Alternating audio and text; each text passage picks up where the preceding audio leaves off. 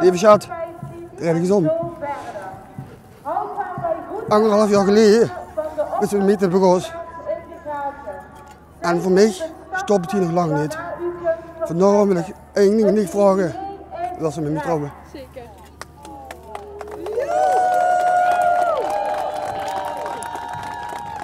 Dan mag ze de bubberij. Daarom was ze naar huis.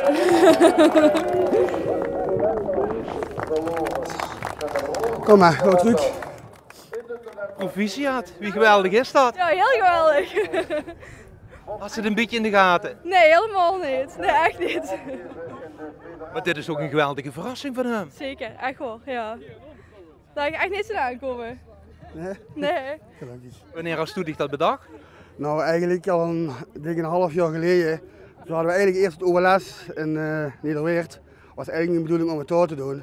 Maar die was toen een beetje eigenlijk achtergekomen. Dus heb ik eigenlijk toen bedacht van, ik ga het met de carnaval doen.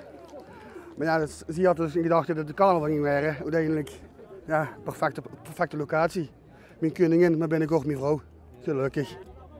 Het OLS in Doonder zal ik ten gans leven bijblijven. Dat zeker weten, ja, inderdaad.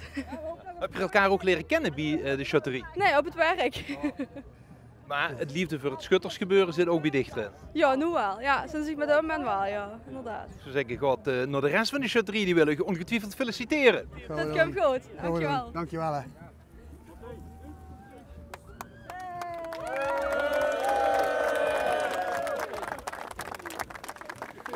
Dankjewel. Hè.